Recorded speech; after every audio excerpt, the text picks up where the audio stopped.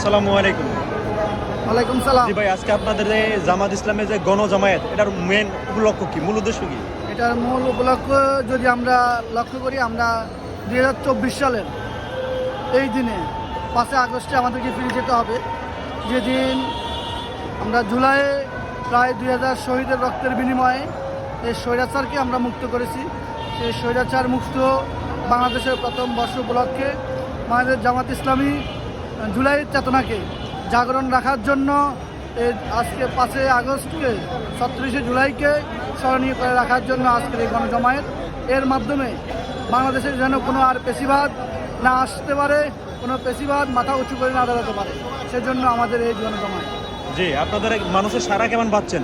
আলহামদুলিল্লাহ, আমরা 2024-এর এই আন্দোলনের মাধ্যমে, ছাত্র জনতার আন্দোলনের মাধ্যমে, স্বৈরাচার হাসিনা পতনের মাধ্যমে আমাদের জামাত ইসলামী সহকারে বিভিন্ন ইসলামী দলগুলো যে সাড়া পাচ্ছে, সেটার মাধ্যমে বাংলাদেশকে একটি ইসলামী রাষ্ট্র প্রতিষ্ঠা করার জন্য স্বপ্ন দেখাচ্ছে। এবং আমরা ভাবতেছি আমাদের জামাত ইসলামী নেতৃত্বে ইসলামী দলগুলোকে নিয়ে আগামীর বাংলাদেশ ইসলামের বাংলাদেশ হবে।